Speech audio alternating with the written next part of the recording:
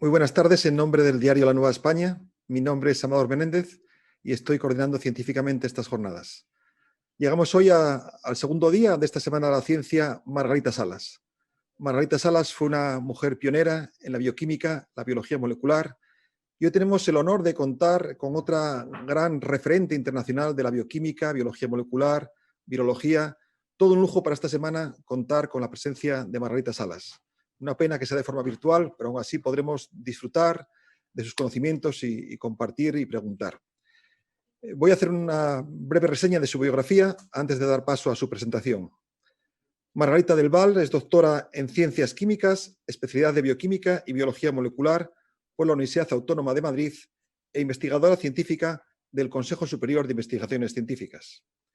Su investigación se dedica al estudio de la respuesta inmunitaria frente a las infecciones virales.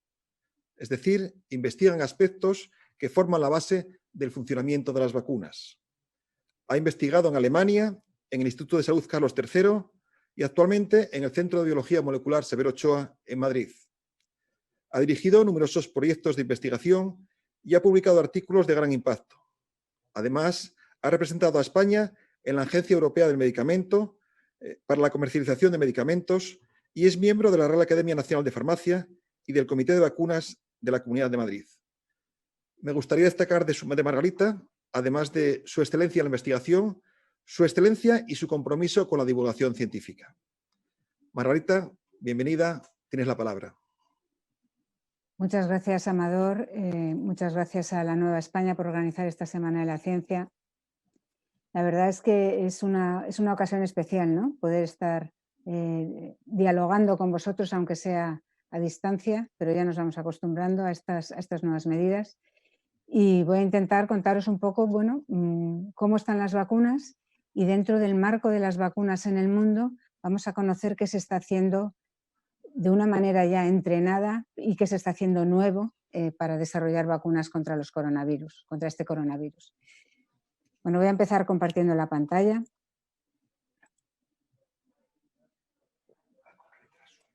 Y el título de la charla, pues eso, las vacunas son en realidad un derecho al que tenemos porque nos protegen de las infecciones, pero a la vez es una responsabilidad. Y vamos a ver por qué. Las vacunas son lo que se ejemplifica muy bien el lema este de más vale prevenir que curar. Y bueno, pongo de entrada el virus de la viruela a la izquierda y un niño enfermo de viruela, porque la viruela es el ejemplo más claro del éxito de las vacunas. La viruela se erradicó exactamente hace 40 años con una vacuna. Se llegó al último rincón de la Tierra y desde entonces no ha vuelto a haber virus de la viruela, no ha vuelto a haber enfermos y se dejó de vacunar, ya no hacía falta.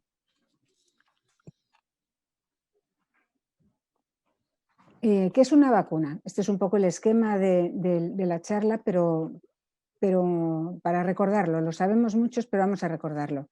Una vacuna, lo primero, más importante, es un medicamento.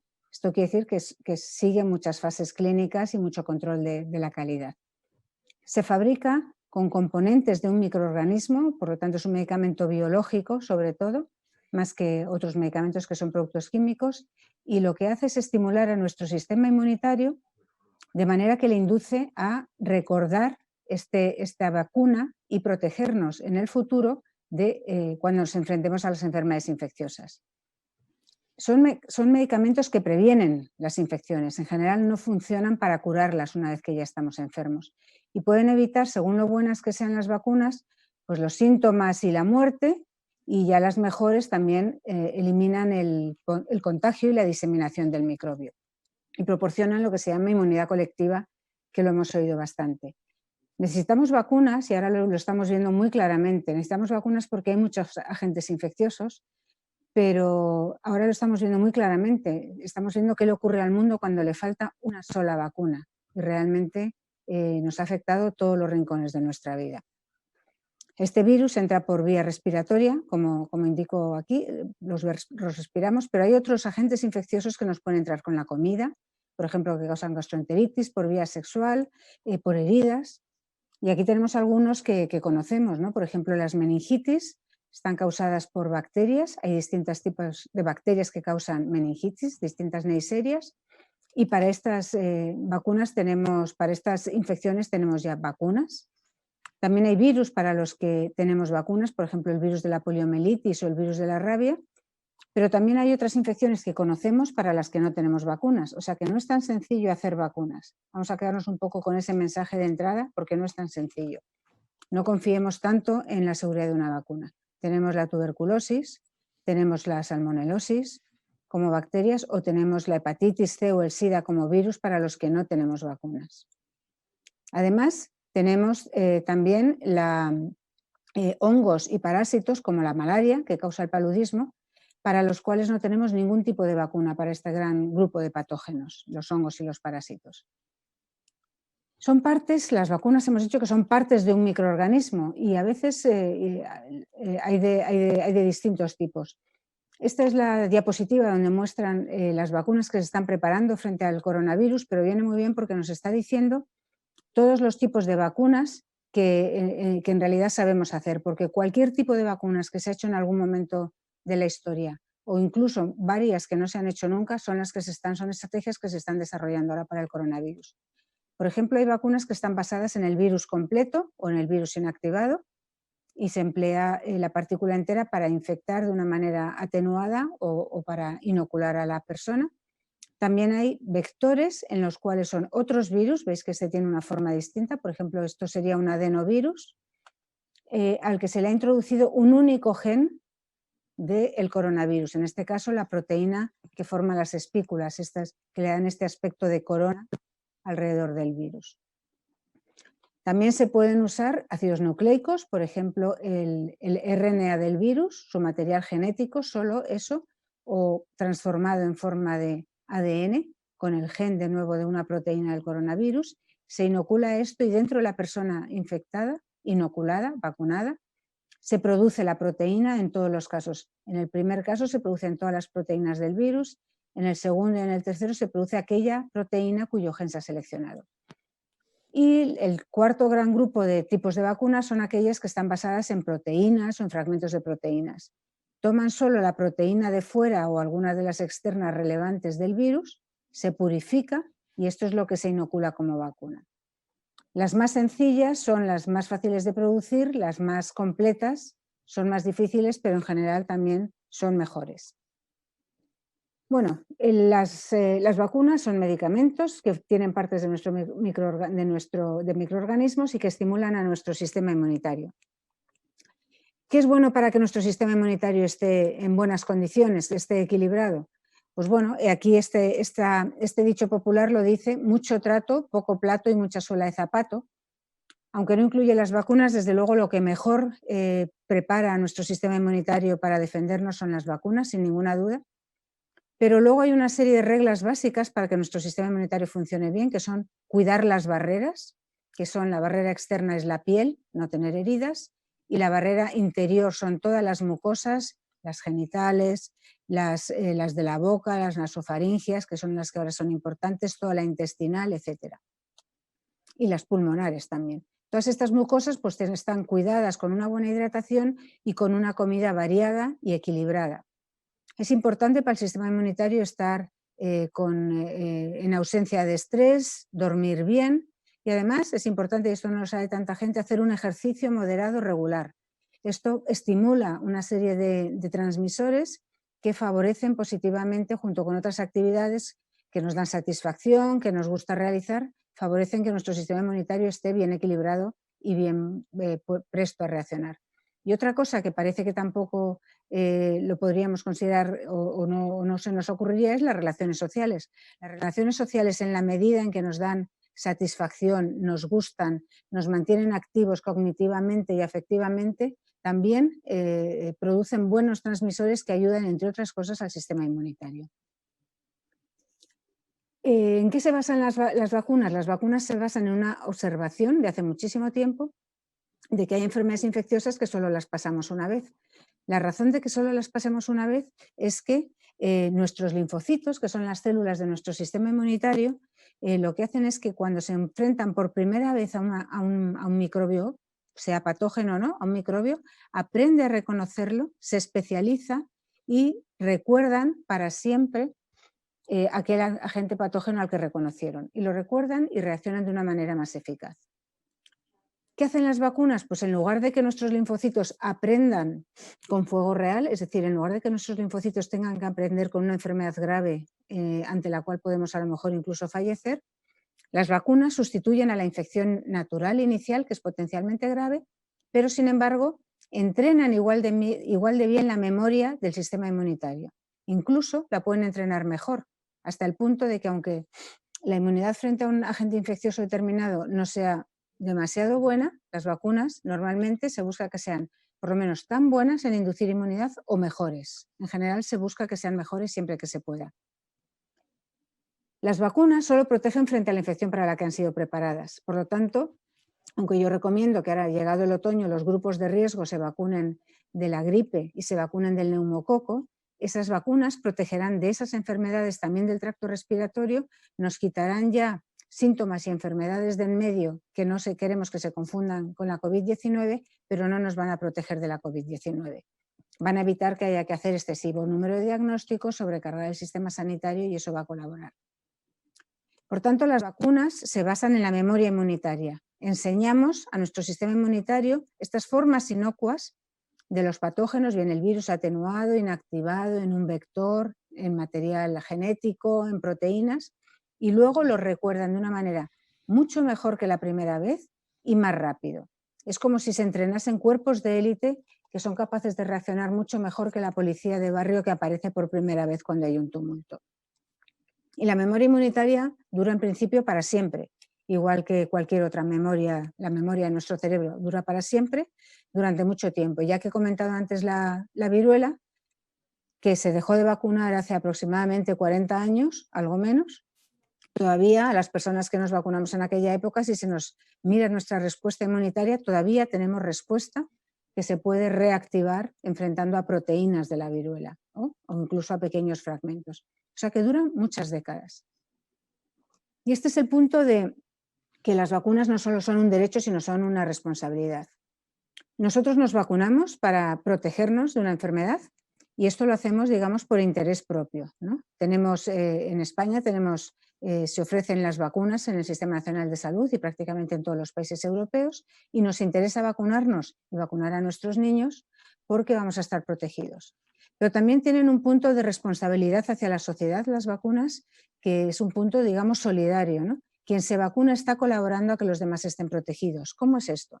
Bueno, la inmunidad colectiva funciona cuando se vacuna a una parte muy importante de la población, que son aquí los amarillos, están sanos, están vacunados, por lo tanto están protegidos.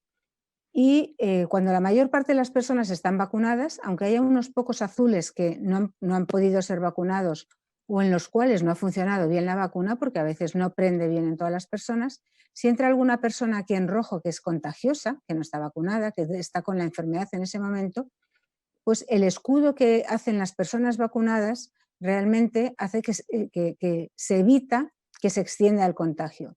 En esta situación no se trataría de un brote, como hemos conocido este verano con el coronavirus, no sería un brote, sino que quizás contagiaría a una única persona vulnerable, mientras que habría otras personas con menos probabilidad de contagiarse que si estuviésemos sin este escudo, sin esta inmunidad colectiva y por lo tanto están protegidas. Precisamente son las personas las que no se pueden vacunar a las que protegemos de una manera solidaria con esta inmunidad colectiva. Y no son solo los bebés, también las personas muy mayores, muy ancianas, o también adultos que tengan alguna enfermedad, que tengan algún tratamiento, por ejemplo, una quimioterapia del cáncer, que les cause una bajada temporal de las defensas.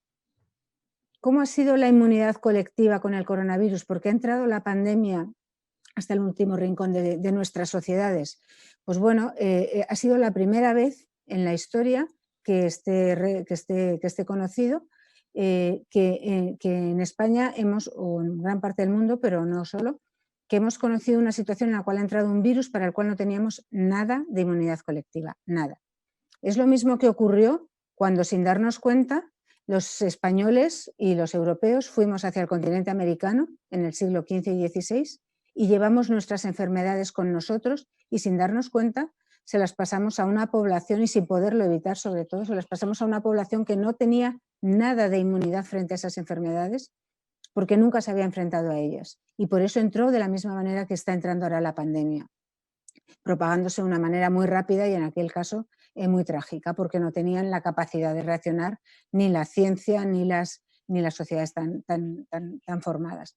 Bueno, con el coronavirus lo que ha ocurrido es que no había nadie inmune, todos éramos vulnerables y con el tiempo se ha empezado a contagiar la infección, ha habido fallecidos, por supuesto, y cuando se hizo el último ensayo, el de la encuesta de seroprevalencia, había un 5% de inmunidad colectiva, que por supuesto sigue siendo muy poco y puede seguir habiendo muchas infecciones. Por eso hay que ganar tiempo, hay que lograr enlentecer la epidemia hasta que logremos estar en la situación en que se pueda vacunar con una vacuna muy buena a una parte muy importante de la población y muy rápidamente para que se cree rápidamente una inmunidad colectiva. Porque con la inmunidad natural, aparte de ser muy costoso en muertes y en salud, en sufrimiento y en daño muy potente a la sociedad y a la economía, la inmunidad colectiva es mucho menos es fácil de llegar a ella. Se llega, sobre todo siempre que se llega a una inmunidad colectiva, es con vacunas. ¿Cuántas vacunas tenemos? Pues un poquito de jarro de agua fría, no tenemos tantas. Hay muchas enfermedades infecciosas, de hecho se descubren con frecuencia y los que trabajamos en enfermedades infecciosas sabíamos que surgen cada par de años en el sudeste asiático, surge un nuevo virus que salta de animales al ser humano, que causa mortalidad alta, no como este, pero que no se transmite nada, no como este, y que se logra controlar allí en aquellos países del sudeste asiático. Hay enfermedades, por lo tanto, que surgen con frecuencia, pero hay pocas vacunas. Se producen menos vacunas al año que enfermedades surgen. Se trabaja mucho en vacunas, pero no es tan fácil. Son de los medicamentos más difíciles de producir. Estas son las que tenemos en azul frente a virus, en negro frente a bacterias, las que están en el calendario vacunal español. Y hay otras tantas, aproximadamente otras 15 más para viajeros, para distintos países del mundo donde también hay otras enfermedades, pero que no nos ponemos nosotros. La prevención de las enfermedades infecciosas humanas con las vacunas ha sido la mayor historia de éxito, es uno de los mayores logros en salud pública realmente. La viruela era una enfermedad bastante grave, dejaba muchas secuelas, causaba ceguera, tenía una mortalidad que dependía de la cepa, que era parecida a la de este coronavirus, alrededor de un 1%.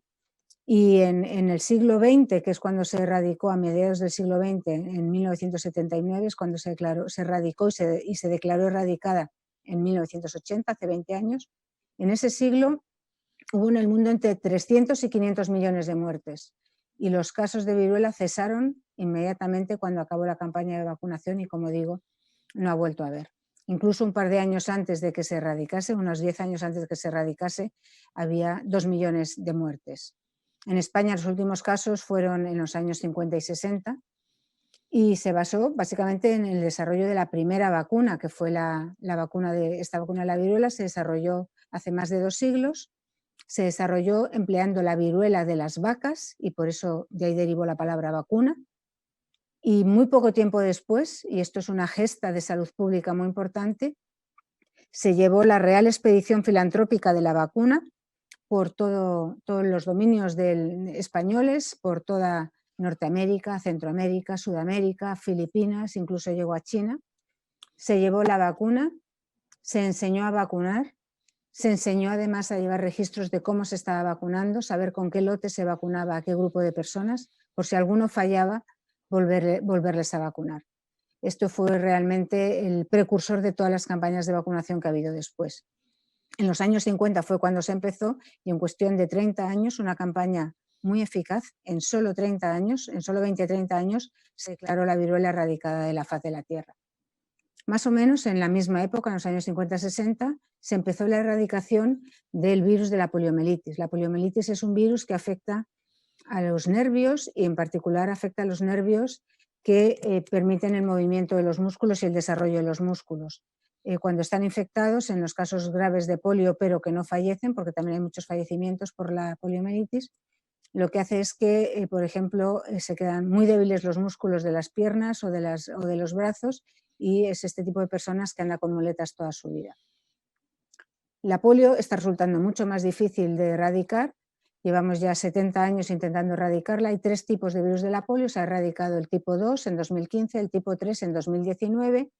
En mitad de la pandemia esta primavera se declaró África libre de poliomielitis, ya por fin, y ahora mismo solo quedan 2 países en el mundo con casos de poliomielitis, que son Pakistán y Afganistán. Y como veis, hay solo decenas de casos al año, comparado con lo que había, por ejemplo, en 1988 en todo el mundo, que había cientos de miles de casos. Y esto lo quiero mostrar porque es una muestra de la solidaridad que funciona en el mundo para las vacunas, que es totalmente distinta de lo que conocemos de otros medicamentos.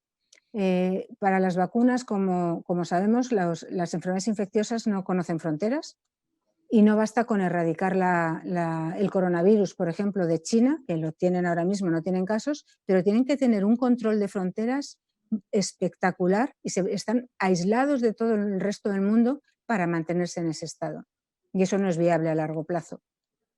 Entonces, por eso sabemos que como no conocen fronteras las enfermedades infecciosas, lo que tenemos que hacer es llevar las vacunas a todo el mundo. Y esta campaña de erradicación de la polio, como todas las que se hacen, se lleva a cabo por una organización supranacional en la cual está la Organización Mundial de la Salud, los Centros de Control de Enfermedades de Estados Unidos y europeos, y luego y organismos como la UNICEF, también internacionales, pero también filántropos como el Club Rotario Internacional, la Fundación Bill y Melinda Gates, que proporcionan financiación, logística, estrategia para lograr esta erradicación, en beneficio de todo el mundo. Por lo tanto, ese es el componente también de responsabilidad, ya no solo con la gente que nos rodea, ya no solo con las personas que están a nuestro alrededor, en nuestra sociedad, en España o en nuestra ciudad, sino con el mundo entero. La solidaridad de llevar las vacunas a todo el mundo. Y es importante saber que además los países con menos recursos no pagan por estas vacunas, nada, son gratis.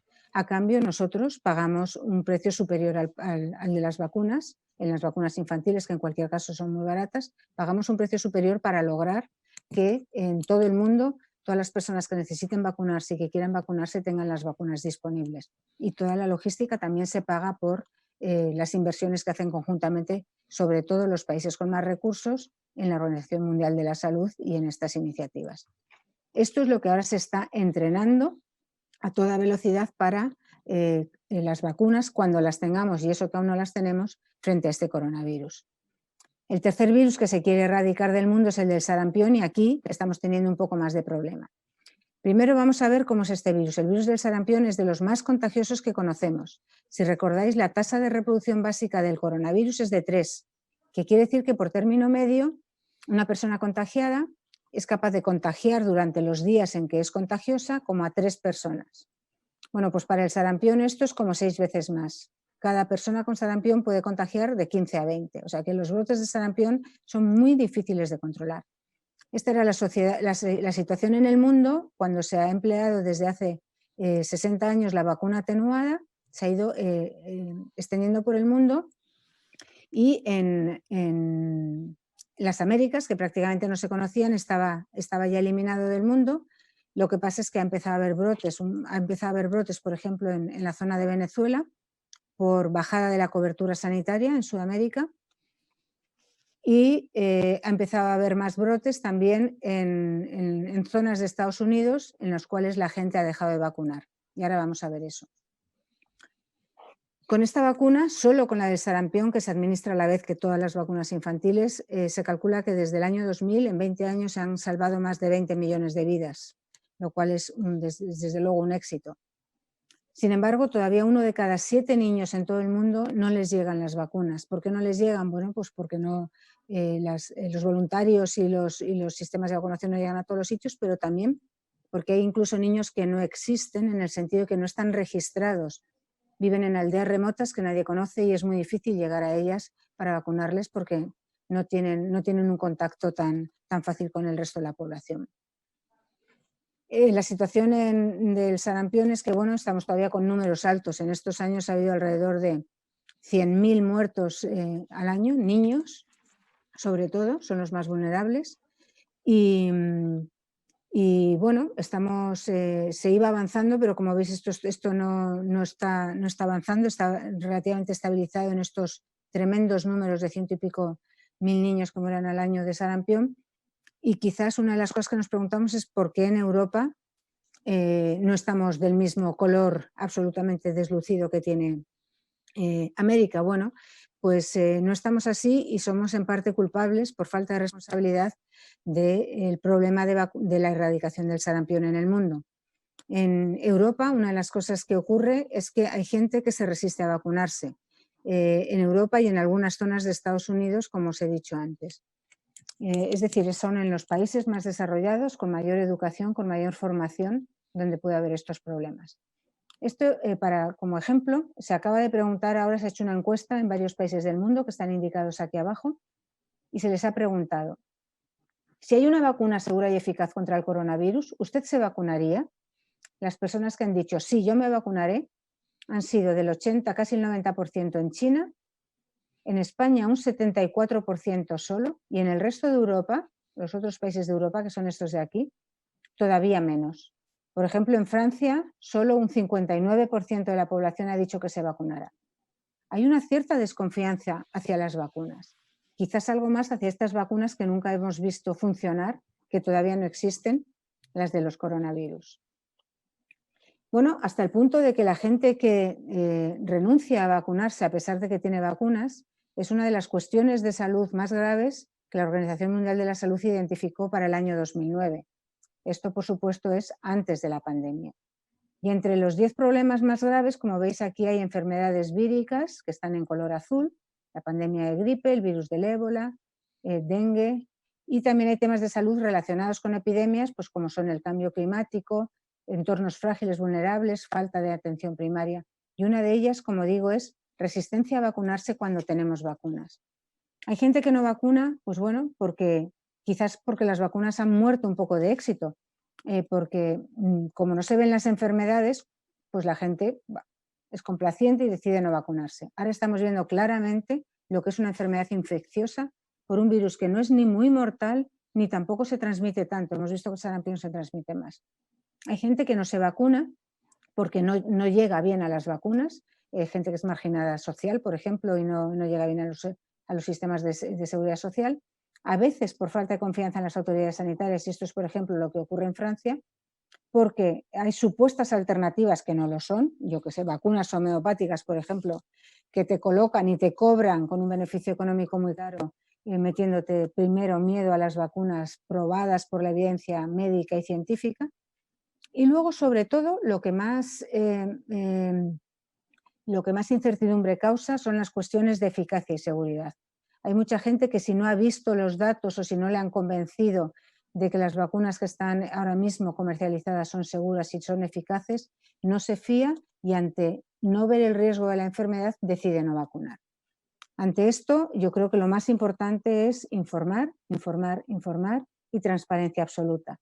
Y desde luego con el coronavirus se está informando muchísimo todavía de los candidatos a vacunas que no han llegado a ser vacunas y se está siguiendo con mucha transparencia todos los ensayos clínicos que se están haciendo, como nunca se ha visto en la historia de la medicina ni en la historia de los ensayos clínicos ni de las vacunas.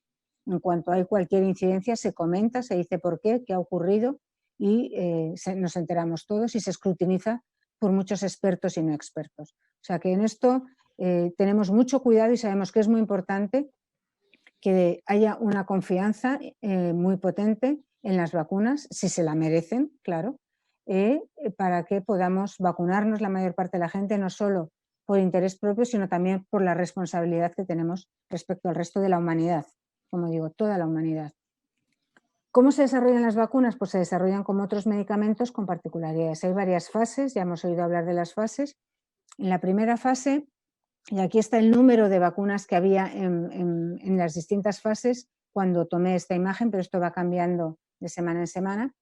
Lo primero que se hace con las vacunas es hacer la fase preclínica, que se llama, que no están todavía en ensayos clínicos en voluntarios, que es modelos animales en los que se puede vacunar a los animales, ver qué tal reacciona su sistema inmunitario, con qué vacunas mejor que con otras, y ver si cuando se les infecta experimentalmente con el virus virulento están protegidos.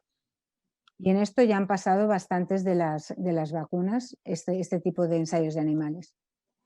Luego hay una fase 1 en la cual se reclutan voluntarios entre decenas y centenas, se mira la seguridad de eventos que ocurren muy frecuentes, eventos adversos muy frecuentes que se vean solo en cientos de personas, y se hacen en personas sanas y jóvenes, las que tienen la mayor fortaleza y las que van a tener los menos problemas.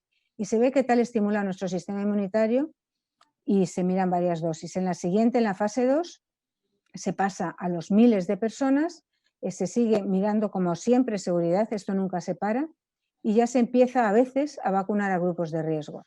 Con el coronavirus aquí lo que se ha pasado es a adultos sanos y en el caso de China ya se ha pasado más que a adultos sanos, incluso a grupos de riesgo. China ya ha pasado a fase 3 y en algunas de las vacunas que tenemos en el ámbito occidental también se ha pasado a la fase 3, en la cual ya se usa una única dosis, la dosis definitiva.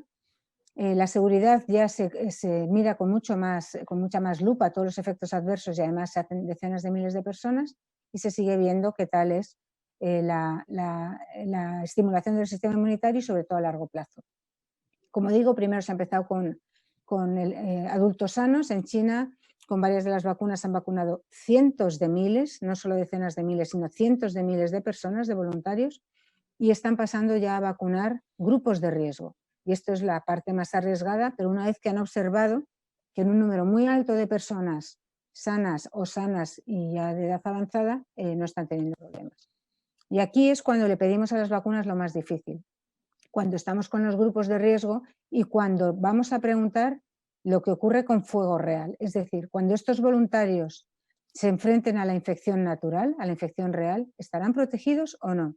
Porque lo importante no es solo que estimule a nuestro sistema inmunitario, sino que estemos realmente protegidos. Y luego hay una fase que se llama fase 4 o fase de farmacovigilancia, que es después de que se ha aprobado esta vacuna, cuando ya se empieza a comercializar, cuando ya se vende y se empieza a vacunar a la población, se sigue a todas las personas vacunadas para ver la seguridad, todos los posibles efectos adversos se tienen que notificar y se ve cuál es la eficacia ya no en un ensayo controlado, sino en la población real. Y bueno, os voy a contar cómo dentro de esta estrategia, que es lo habitual que se hace siempre con las vacunas, cómo está encajando ahora la producción de vacunas frente al coronavirus. Bueno, para empezar todavía solo podemos hablar de candidatos a vacunas. Lo que se está haciendo es que los candidatos a vacunas, que hay ciento y pico funcionando en el mundo, se espera pues, que a lo mejor de esos tengan éxito entre 5 y 10 en llegar a ser vacunas que sean seguras y eficaces, pero muchos se quedarán en el camino, o sea que no tenemos por qué esperar que los primeros candidatos vayan a funcionar. Los primeros, como digo, se trata de vacunas más sencillas en su tecnología, con un solo gen, y están empleando tecnologías que nunca se han empleado para vacunas. Nunca se ha comercializado ninguna vacuna con esa tecnología. Por lo tanto, todavía es otra caja negra más. En principio se piensa ir a una sola dosis para poder llegar a más población. Puede que sean poco eficaces al principio, con eso ya se cuenta, pero se cuenta, sin embargo, para tener absoluta confianza en ellas, en que la seguridad esté muy comprobada y que sean realmente seguras. Si no son seguras, no se puede tirar para adelante. Incluso vacunas que tienen un efecto adverso que no es mortal, que se puede revertir, que se puede operar, de 1 en 40.000 personas, por ejemplo, esas se han retirado del mercado en el caso de otros virus en el pasado. O sea que realmente se es muy, muy estricto con la seguridad de las vacunas y con las de coronavirus también se va a ser. La eficacia se espera que al principio a lo mejor no sean tan eficaces, bueno, pues a lo mejor se pone una segunda dosis que llevará más tiempo fabricarla, a lo mejor se combinan 2 vacunas sencillas en dosis sucesivas, que a lo mejor mejora la eficacia o a lo mejor no, y se tiene en la reserva, claro, toda esta en la recámara se tienen todas estas otros, más de 100 vacunas, más de 100 proyectos de vacunas que podrían reemplazar a estas primeras si no son las mejores o si no son buenas en absoluto, si no tiran para adelante en absoluto. Lo que se hace también para acelerar la producción de vacunas es solapar las fases de los ensayos clínicos. Como habéis visto antes, en realidad los objetivos son parecidos. Se hacen en mayor número de personas, pero se avanza más rápidamente. Y en cualquier caso, como siempre, se va a mantener de una manera muy exhaustiva toda la monitorización de la eficacia y de la seguridad después de que estén a la venta. Además, se va a empezar con estrategias muy claras de cómo vacunar no solo a las personas vulnerables, sino estrategias que además beneficien a la población. se va a buscar estrategias que protejan, por ejemplo, a sanitarios, porque esto tiene un impacto más grande porque no nos contagian a los enfermos, seamos de COVID-19 o seamos de cualquier otra patología. Se va a vacunar, por supuesto, a los grupos de riesgo y probablemente también se puedan usar para vacunar en brotes en los contactos de las personas infectadas. Y para eso recuerdo un poco lo que hemos dicho al principio, que es que evitan las vacunas. Bueno, las vacunas pueden evitar, lo mínimo que se les pide es que con un cierto porcentaje de eficacia superior al 50-60% de la población protejan de la enfermedad, es decir, protejan de los síntomas graves, leves y de la muerte. Estas son las que yo llamaría vacunas frente a la COVID-19 porque protegen de la enfermedad y sabéis que la enfermedad se llama COVID-19 mientras que el virus tiene su nombre propio, SARS-CoV-2 o coronavirus, ¿vale? Estas protegen de la enfermedad, pero las mejores vacunas son las que van a ayudarnos a controlar la pandemia, porque son aquellas que además protegen totalmente de la transmisión del virus. Si logramos vacunas de este tipo, lograremos limitar el contagio, lograremos limitar la diseminación del microbio, lograremos tener inmunidad colectiva, de manera que tengan un beneficio para las poblaciones vacunadas y no solo para los individuos vacunados.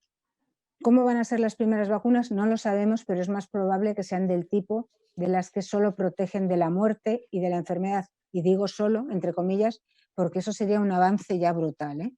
Ya luego, el que además protejan de la transmisión ya sería un regalo. Y con ellas podríamos ir vacunando y logrando inmunidad colectiva.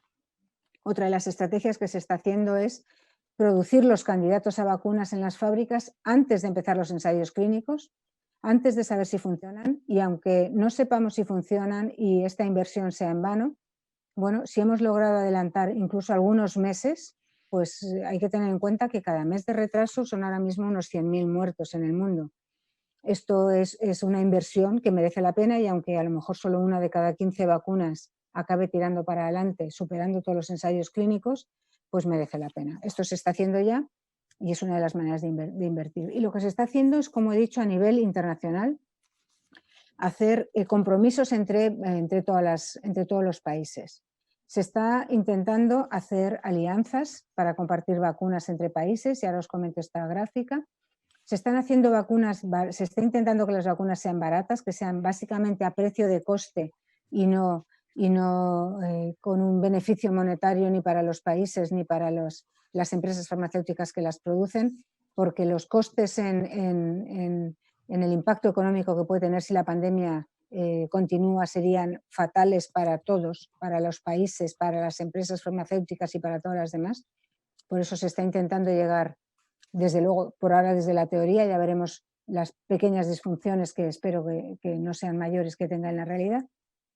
Y además los estados están invirtiendo en la manera en que se aseguran dosis, las compran antes de que estén producidas e incluso antes de que se sepa si van a ser de verdad vacunas que funcionen, como ayuda para la inversión necesaria.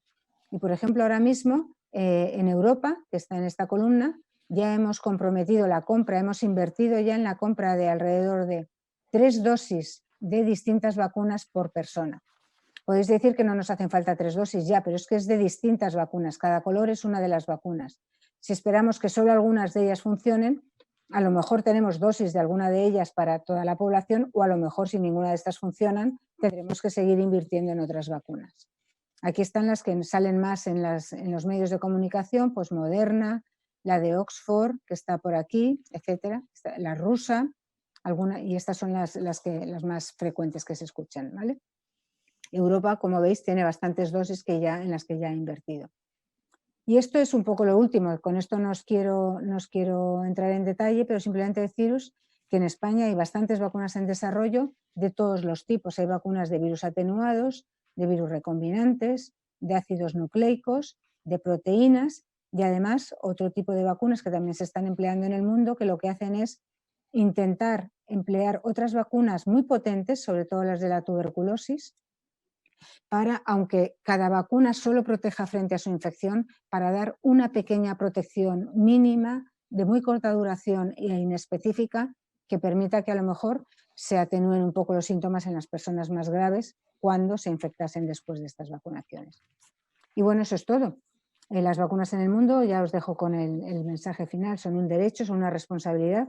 Gracias a las campañas de vacunación se salvan del orden de 2 a 3 millones de vidas al año. Esto es mucho, ¿eh?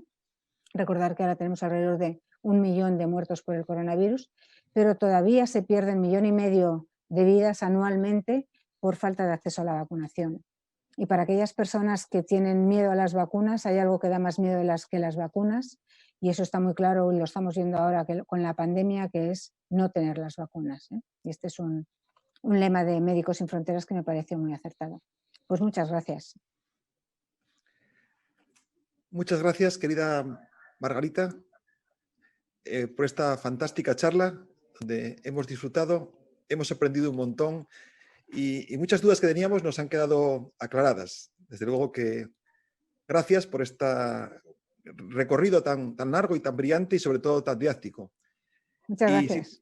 si te parece, tenemos aquí preguntas que nos están entrando, varias. Por si alguno no sabe, se puede preguntar en el chat del periódico donde estáis viendo la charla o enviando un correo a eventos@lne.es. eventos@lne.es. Bien, vamos con la primera pregunta. La hace Nicolás Menéndez Velasco. Dice, ¿cree que el COVID pudo haber sido creado en un laboratorio? No, no lo creo. Mira, este virus va mutando, como va acumulando, con la manera en que se está multiplicando en el mundo, como 2 mutaciones al mes, va acumulando. Este virus, con estas mutaciones que va acumulando, que son distintas, pero se van en distintos lugares del mundo, pero que a veces se repiten, las mismas, las que son más fáciles de tolerar, se repiten. Lo que le suele ocurrir con prácticamente todas las mutaciones es que el virus es menos capaz de transmitirse o menos capaz de multiplicarse, es menos eficaz que el virus original. Es decir, las mutaciones le están causando problemas. Las mutaciones son como errores que produce al copiar su material genético. Es como si copiásemos un libro, como lo copiaban en la Edad Media los copistas, ¿no? Que lo copiaban a mano y cometían errores. Bueno, pues estos errores normalmente hacen más difícil la lectura de esta información genética.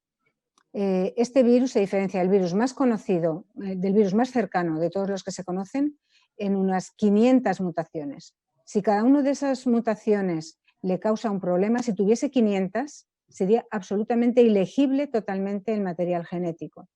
¿Qué quiere decir? Que no conocemos en absoluto en la humanidad, y ahora todo el mundo está pendiente de las secuencias de estos virus, no conocemos en absoluto qué impacto tiene cada mutación, ni cómo hacerla que para que el virus, pues en lugar de multiplicarse en otro animal, se multiplique ahora en el ser humano, o que se transmita de una manera asintomática, o que no afecte a los jóvenes pero se afecte a los mayores. No tenemos, la ciencia no tiene la más mínima capacidad para poder predecir esto de los coronavirus. Por lo tanto, es totalmente imposible que alguien haya sido capaz de hacer esto, que haya tenido toda esa información que no tenemos el resto de los científicos de toda la humanidad, y haya sido capaz de producir este virus sintético. Muchas gracias, Margarita, porque esa es una pregunta que ronda en la opinión pública. Nos llega otra pregunta, Margarita Suárez en este caso, dice, he leído y lo he escuchado en la charla, que el coronavirus es un virus altamente mutante. ¿Podría suceder que se desarrolle una vacuna altamente efectiva contra el coronavirus y que posteriormente mute y ya no sea efectiva la vacuna? No, el virus no muta mucho, el virus muta muy poquito. Este es un virus que es muy poco mutante. El virus de la gripe muta 10 veces más y tenemos vacunas, aunque hay que vacunarse todos los años. El virus del SIDA muta 100 veces más y tenemos que tratarlo con antivirales. El virus de la hepatitis C muta 1000 veces más y tenemos que tratarlo también con antivirales. No, este virus es de los que mutan poco, precisamente porque no es un copista medieval, sino que es quizás una máquina de escribir. Tiene una función, entre sus genes, una función que es corregir los errores cuando se está copiando.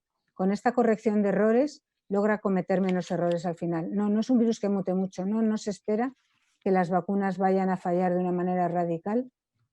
Tampoco fallan tanto con la gripe, pero sí que hay que vacunarse todos los años, hay que ajustarlas todos los años. Así que eso es una ventaja que tenemos a nuestro favor con este virus, que tiene poca capacidad de mutación. Gracias, Margarita. Otra pregunta, Alejandra García dice que en la charla usted ha comentado que las relaciones sociales, la felicidad, de alguna forma, fortalecen o estimulan el sistema inmune.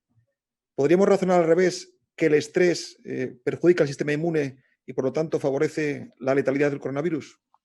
El estrés perjudica al sistema inmune, tanto como favorecer la letalidad, ni lo podemos decir ni se ha demostrado con otras infecciones. O sea, ni lo podemos decir con esta enfermedad ni con otras infecciones.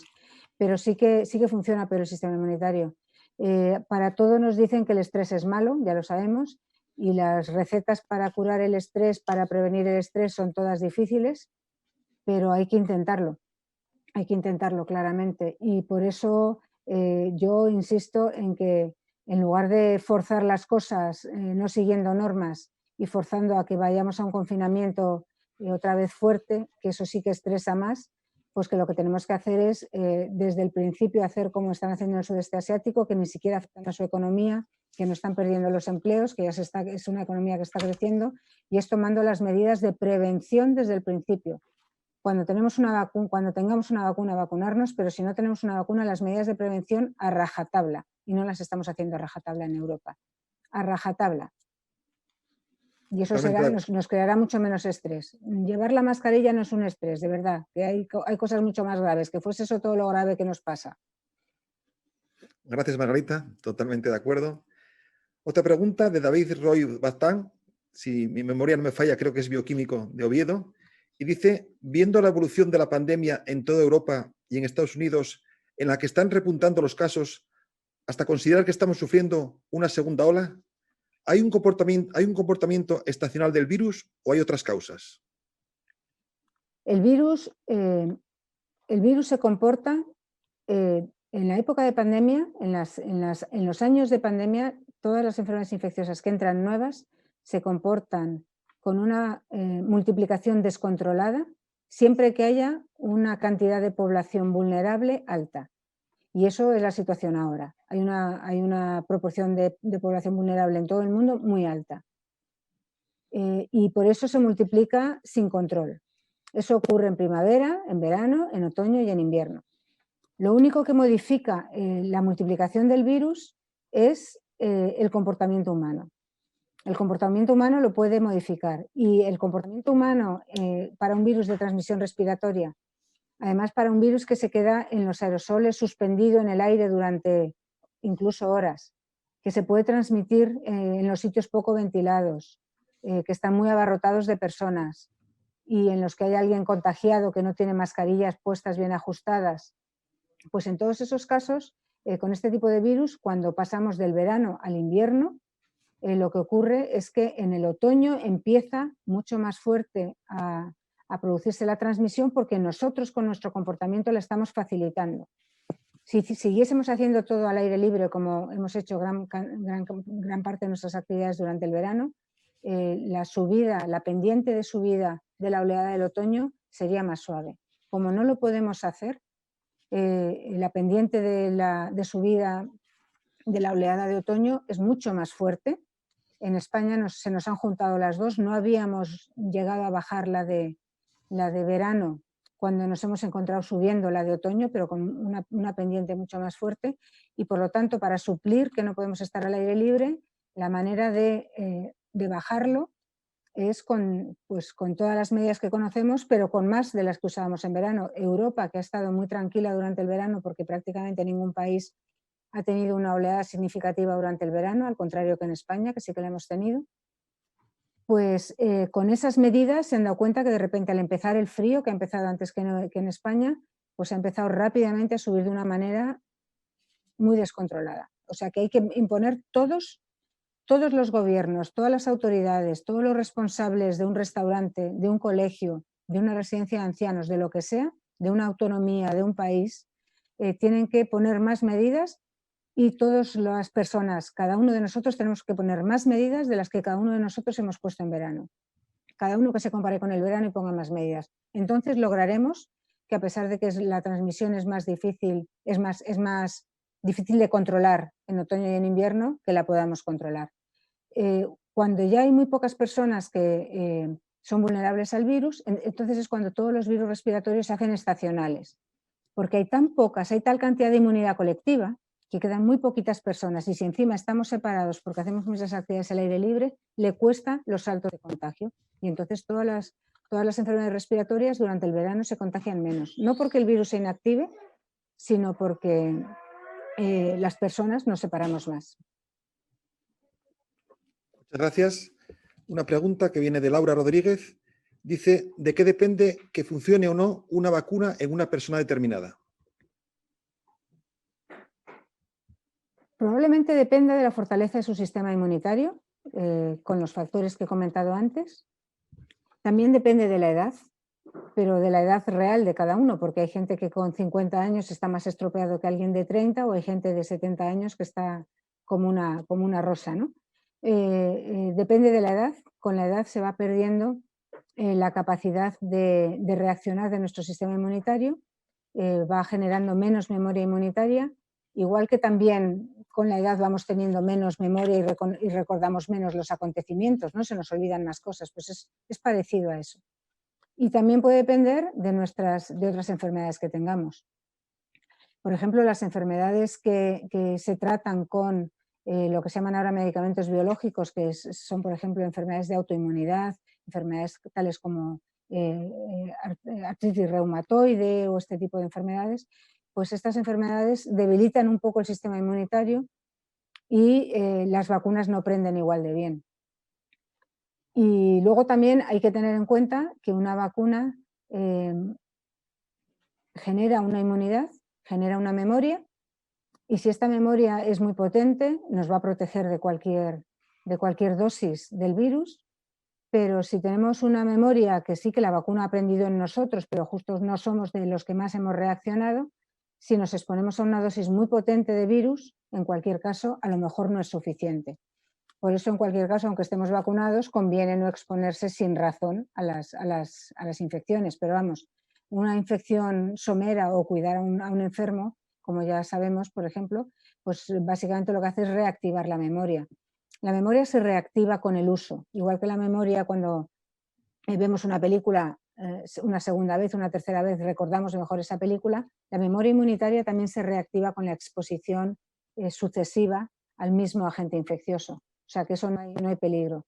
Las vacunas son más débiles cuando se erradica totalmente el virus de la faz de la Tierra porque no se está recuperando esa memoria por exposición a bajas dosis del virus que circulen, por ejemplo, en niños que se infectan, que no tenían inmunidad o que no están vacunados todavía. Pero vamos, estamos con el coronavirus, estamos muy lejos de esa situación. Gracias, Margarita. Siguen entrando preguntas. Bueno, tendremos que cortar en un rato. Esta pregunta viene de Sonia. Dice, hola, enhorabuena por la charla. Mi pregunta es si el virus está haciendo cada vez más contagioso, pero con menos carga viral. Lo digo por el aumento del número de contagios, pero también aumento del número de casos asintomáticos. No, lo que ha ocurrido en verano es que las personas que se han infectado son distintas. En la oleada de primavera, en la primera oleada, la mediana de edad de las personas infectadas era de 60 años. En la oleada de verano ha sido de 38 años. Como cuanto mayores son las personas, más grave es esta enfermedad, al haberse retirado las personas de 60 años de la circulación, al haberse protegido, al haber tomado todas las medidas de una manera mucho más exhaustiva de lo que lo han tomado los más jóvenes, porque claro, las personas mayores se veían que les iba en ello la vida, pues han logrado protegerse tanto que ya no estaban, fundamentalmente ya no estaban en la bolsa de personas contagiadas, hasta el punto que ha bajado más de 20 años la edad media de las personas infectadas. Por eso ha habido más personas asintomáticas y más personas con enfermedades leves. Pero cuando empieza el otoño y entramos más en contacto con todos y esas personas no se pueden aislar tanto, o incluso no nos podemos aislar nosotros tanto de esas personas de mayor edad o con más enfermedades crónicas de riesgo, pues según van estando más expuestos llega el problema que a ellos también les llega la infección y suponemos, pero todavía no lo hemos visto, suponemos y esperamos que vuelva a haber una mortalidad muy alta en esas edades.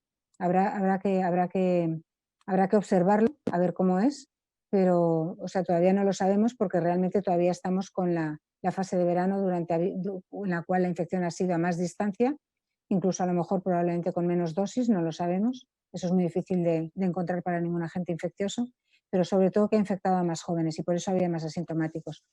No porque ahí el virus claramente tuviese unas propiedades biológicas distintas. Muchas gracias. Esta pregunta la hace María Victoria y dice: se sabe que la población adulta es una población de riesgo. Soy madre de un bebé de 2 meses. Entiendo que en estas edades el sistema inmunitario no está muy entrenado. ¿Es un bebé una población de alto riesgo? Los bebés tienen un pelín más de riesgo que los niños a partir de año y medio, 2 años, pero muy poquito más. Comparado con la población general, comparado con los adultos, tienen menos riesgo. Pero tienen, o sea, el primer año de vida o los 2 primeros años de vida son de toda la infancia, hasta los 20, 25 años, la fase en que hay un poquito más de riesgo. De acuerdo. Otra pregunta la hace Nicolás. Dice que si cree que a nivel mundial los diferentes gobiernos han gestionado bien la pandemia. Bueno, es una pregunta, quizás son muchas preguntas en una, ¿no? Bueno, voy a recordar una cosa en la pregunta anterior que quería aprovechar para comentar. Una de las características de esta pandemia es que las personas que enferman más grave son aquellas, hay una asociación muy buena con la capacidad del sistema inmunitario. Los bebés que, como ha dicho en la pregunta anterior, tienen un sistema inmunitario más inmaduro, son los que son un poco más vulnerables. En cuanto el sistema inmunitario ya empieza a madurar en los primeros meses o en los 2 primeros años de vida, ya empiezan a responder muy bien, y durante la edad adulta, que poquito a poquito, muy poquito a poquito, vamos perdiendo la capacidad de nuestro sistema inmunitario, poquito a poquito va habiendo algo más de gravedad en la enfermedad. Y en las personas muy mayores, pues la gravedad es superior, también porque su sistema inmunitario es mucho más débil. O sea que prácticamente la asociación de la gravedad con la fortaleza del sistema inmunitario, la asociación inversa, cuanto mejor el sistema inmunitario, menos gravedad, es muy perfecta, y precisamente nos dice que justo lo que nos falta es inmunizarnos, ¿no? Justo lo que nos falta es una vacuna. ¿Los gobiernos cómo han reaccionado? Bueno, pues tenemos que saber que los gobiernos del sudeste asiático, como he dicho antes, estaban entrenados. Estos ya tenían memoria de país y memoria de personas. Estaban entrenados porque allí surgen cada par de años una epidemia muy grave, aunque poco transmisible, de gripe aviar, es lo que ha surgido en los últimos años, pero también hace 17 años surgió el virus que es como el hermano de este coronavirus, el SARS, de 2002-2003. Y ya saben a lo que se enfrentan.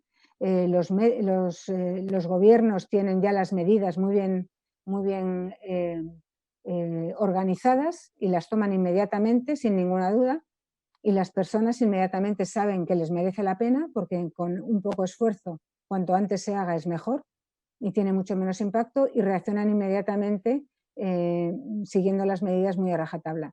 Y eso es lo que les ha dado el éxito a esos países del sudeste asiático.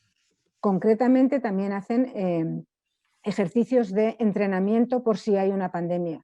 Y Corea del Sur tuvo la suerte de haberlo hecho en diciembre. O sea que lo tenían realmente entrenado todo.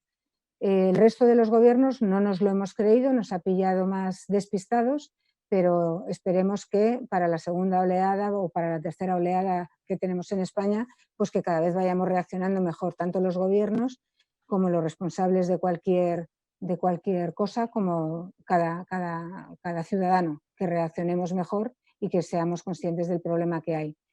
Una manera de ser conscientes claramente es darnos cuenta de que no nos están engañando, es el mundo entero, es la humanidad entera, el planeta entero, los que están reaccionando con medidas semejantes, aunque son todas dispares, pero van todas en la misma dirección frente al coronavirus. Esto va en serio.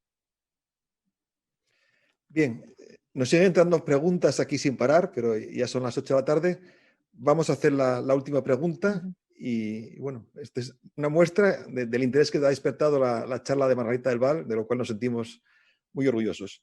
La última pregunta viene de Rubén López y nos dice ¿cómo de fiables son los test? ¿Un falso PCR negativo es potencialmente más peligroso porque puede relajarse? Un PCR negativo no es falso, es negativo.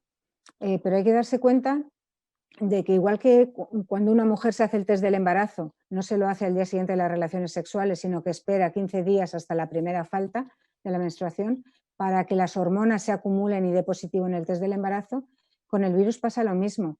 El día siguiente o la hora siguiente a la exposición a una persona contagiosa, ya no es que el virus se haya multiplicado en tal cantidad en nuestro organismo como para que la PCR dé positiva. Tarda tiempo, se tiene que enfrentar a las barreras que he dicho antes, tiene que atravesar las mucosas, en las mucosas hay péptidos antisépticos que le están combatiendo, tiene que entrar en las barreras que separan unas células de otras, tiene que llegar a las células adecuadas, tiene que combatir las defensas que tenemos ahí como interferones, etcétera, y tiene que lograr multiplicarse.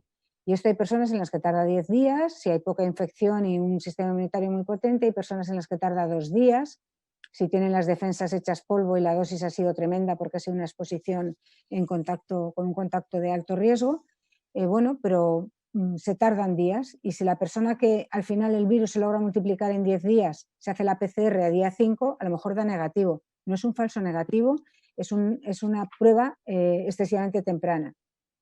¿Cómo lo sabe? No lo sabe. Por lo tanto, para una respuesta a exactamente lo que me ha preguntado, una PCR negativa nunca se debe interpretar como no tengo el virus, no estoy contagiado, estoy limpio, soy seguro. Nunca. Lo único que es seguro es cuando da positiva. Cuando da positiva estás contagiado.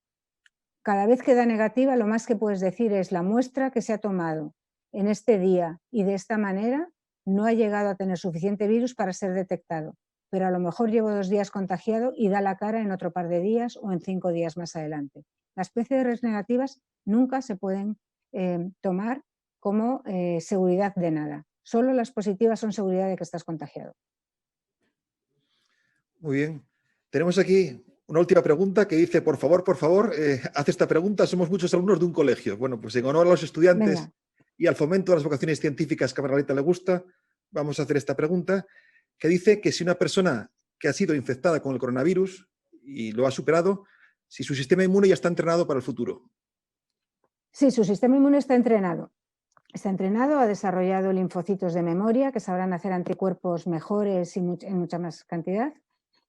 También ha desarrollado linfocitos T de memoria que sabrán eliminar a sus células infectadas, y eso es muy importante porque destruirán a las fábricas de virus dentro del organismo, son las que producen más virus para contagiárselo a la siguiente persona. Tendrá esa memoria y serán especializados y serán muy potentes. Ahora bien, los anticuerpos se van perdiendo, la cantidad de anticuerpos con los meses, en algunas personas más rápido que en otras, y a lo mejor esas personas están expuestas a una segunda infección. Pero, sin embargo, la inmunidad que tienen es suficientemente potente para protegerles clínicamente. Es decir, para que si han tenido una enfermedad fuerte la primera vez, esta sea más leve, o si han tenido una enfermedad moderada la primera vez, esta probablemente sea asintomática, salvo que entre medias pues hayan tenido una disfunción muy fuerte de su sistema inmunitario. Por ejemplo, salvo que entre medias les hayan hecho una quimioterapia porque además tenían un cáncer, ¿no? Pero si todo sigue normal, estarán protegidas.